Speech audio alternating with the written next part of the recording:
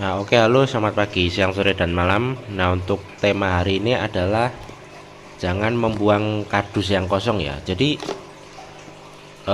biasanya kalau kita jualan kan banyak sekali sisa-sisa kardus kayak gini ya, kardus-kardus bekas peralatan akuarium.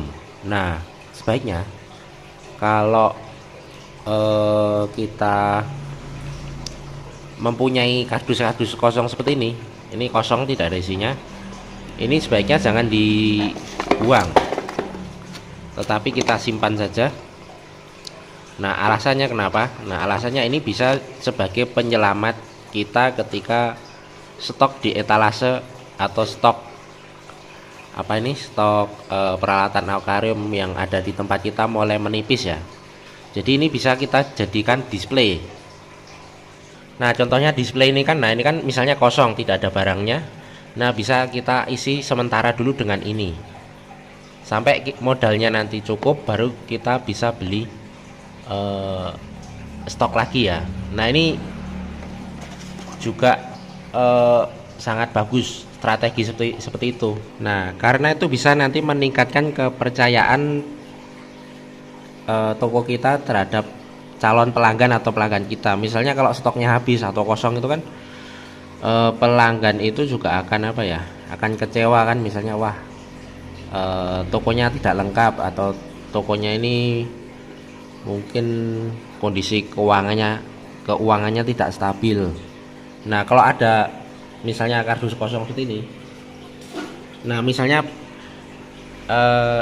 alat seperti ini habis, misalnya kita jualan ini, nah pas habis, nah kita bisa pajang alat itu. Kemudian misalnya kalau ada orang yang beli, kebetulan pas barangnya itu kosong, kita bisa berargumen atau beralasan bahwa oh, barangnya baru sedang dalam pengantaran, besok kesini lagi. Nah, itu bisa dijadikan alasan seperti itu. Waduh, barangnya sudah di booking orang. Nah, ini tinggal apa? Tinggal apa nih? Displaynya aja besok kesini lagi. Barangnya pasti sudah ready. Jadi itu bisa jadi apa itu sebenarnya ibaratnya cara kita untuk beralasan atau untuk membuat kita berkesempatan agar si pembeli itu membeli barang di kita ya. Jadi nanti kalau misalnya pembeli itu atau calon pembeli itu, oh ya besok saya kesini lagi, nah kita mulai persiapkan barang tersebut. Nah, jadi seperti itu. Jadi jangan buang kardus kosong. Ini juga, metode ini juga dipakai oleh kalau tidak salah itu waktu zaman perang dulu ya, zaman perang antara Spanyol dan Inggris. Jadi dulu saya pernah dapat pelajaran sejarah itu, kalau tidak salah yang ngajarin itu orang bule juga dari Inggris. Jadi tentang pertempuran antara Spanyol dan apa ya, dan Inggris di abad pertengahan. Saya cek di Wikipedia dulu, siapa tahu ada ya. Nah, ini pertempuran Inggris Spanyol 1585 tahunnya sampai 1604 ini disebabkan karena persaingan dagang ya. Jadi si Spanyol dan Inggris kan saling berebut daerah jajahan. Nah, waktu itu kondisi Spanyol itu lebih makmur dari Inggris. Kalau Spanyol menyerang Inggris pun juga bisa ya, langsung diserang, di attack itu, di bombardir itu sebenarnya bisa, tetapi si Inggris ini mengakalinya dengan memperlihatkan bahwa kondisi kerajaan Inggris itu atau negara Inggris itu dalam kondisi yang makmur, sehingga Spanyol pun takut untuk menyerang si Inggris tersebut. Hal ini dibuktikan di salah satu caranya adalah si ratu Inggrisnya itu, si siapa namanya, di sini ada kayaknya. Nah, dia berperang. Nah, si Elizabeth ya namanya. Nah, Elizabeth ini setiap kali diajak rapat, apa sih rapat namanya istilahnya, diskusi atau melakukan perjanjian, nah si Elizabeth ini selalu memakai jubah yang atau busana yang penuh dengan permata atau berlian ya, ibaratnya seperti itu. Kita cek ini, ada gambarnya di sini si Elizabeth. Nah ini, nah kita lihat di sini kan, nah dia selalu memakai baju yang ini ada mutiaranya, ada berlian, ini ada juga berlian juga di lengan, ini di pinggang. Jadi si siapa tuh, si Spanyol itu agak takut juga untuk menyerang. Wah ini negara kaya, negara yang mungkin kalau kita serang kita bisa kalah. Jadi mereka selalu mengadakan perundingan-perundingan dan akhirnya pun selesai dengan perundingan. Jadi bukan saling baku hantam kemudian yang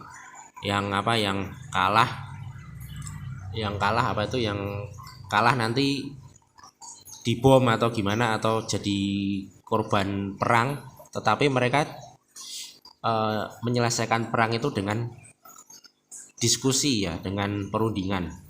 Nah sementara yang Raja Spanyol ini dia kostumnya biasa saja. Nah ini kan si Philip II ini kostumnya biasa saja, tidak ada berlian, tidak ada permata. Nah jadi strategi si Ratu Inggris itu, si Elizabeth itu, dia bisa mengecoh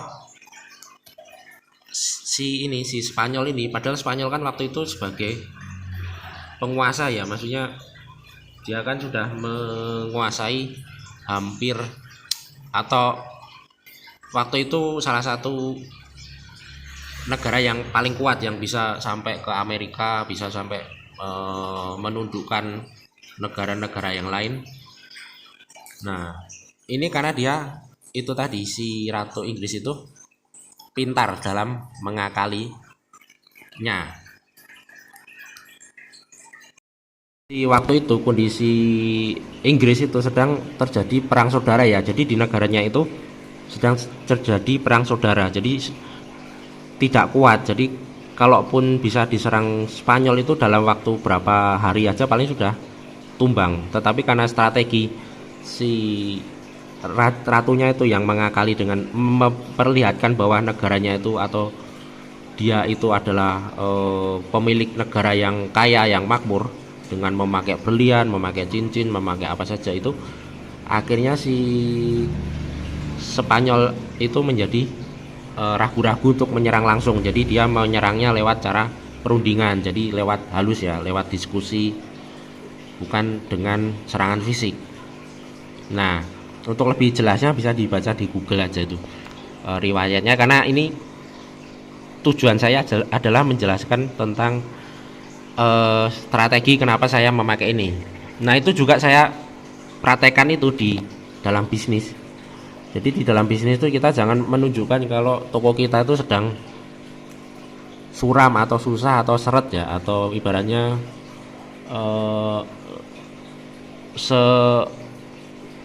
sesusah-susahnya toko kita harus jangan sampai terlihat toko kita tuh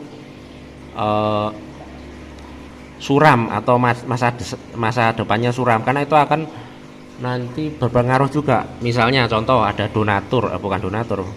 ada investor ya, misalnya ingin memberi suntikan dana ke toko kita kan, kalau mereka lihat wah ini tokonya tidak ada masa depannya, ini suram, alat-alatnya aja kosong, nah ininya aja, stoknya aja nggak ada, nah pasti mereka akan berpaling, karena investor itu kan tujuannya adalah menaruh uangnya agar nanti mereka juga dapat profit, bukan donatur. Kalau donatur itu lain lagi. Kalau donatur itu yang dibantu biasanya hanya yang fakir miskin atau yang orang-orang yang tidak bisa berusaha. Nah jadi beda dengan donatur. Kalau investor itu kan mereka kan hanya memberi dana pada yang prospek, pada calon-calon mitranya itu atau calon-calon yang mereka kasih dana itu, asal usahanya itu prospek, oh ini ada masa depannya, saya kasih gelontorkan dana, nah nanti sama-sama mendapatkan keuntungan. Jadi jangan sampai kita kelihatan susah ya. Contoh lagi juga ada itu kan, kayak pengacara itu kan yang selalu memakai jas, kemudian eh, tangannya ini dikasih kayak cincin-cincin berlian, itu kan juga itu tujuannya untuk itu, eh, menunjukkan bahwa dia ini orang yang mungkin yang sangat cerdas atau pintar atau orang yang sangat sultan ya. Jadi nanti lawannya itu sudah takut, sudah ciut nyalinya. Jadi kenapa ada pengacara atau orang yang berpenampilan seperti itu adalah untuk menciutkan nyali lawannya itu. Jadi dalam dunia jualan pun juga kayak gitu, kita jangan terlalu apa ya, misalnya kalau stoknya kosong kita harus akalin, misalnya nggak ada stoknya tuh, kita bisa pakai ini kayak kardus kosong seperti ini. Nah kita pajang-pajang aja di etalase, itu kan sudah kelihatan seperti ada walaupun tidak ada. Nah itu bisa kita manfaatkan itu. Nah nanti seiring itu kan pasti akan muncul dana-dana juga ya, karena kan namanya usaha kan pasti akan membuahkan hasil juga kalau kita yakin ya, yakin sama untung juga, sama keberuntungan juga, sama juga niat jualan juga. Nah itu pasti nanti akan membuahkan hasil. Jadi intinya itu, jadi jangan buang-buang kardus kosong seperti ini ya. Jadi itu bisa kita manfaatkan, kita pajang-pajang aja di toko biar nanti stoknya kelihatan banyak walaupun padahal cuma isinya kardus kosong ya, kardus kosong kayak gini kan. Nah tapi ini bisa untuk apa ya, ibaratnya semacam kamuflase kan. Oh ini kalau kayak pelanggan datang juga, oh ini tokonya lengkap, oh ini tokonya lumayan lengkap ya, padahal ya kosong, nggak ada isinya. Nah gitu saja. Oke, sampai di sini. Selamat pagi, siang, sore, dan malam.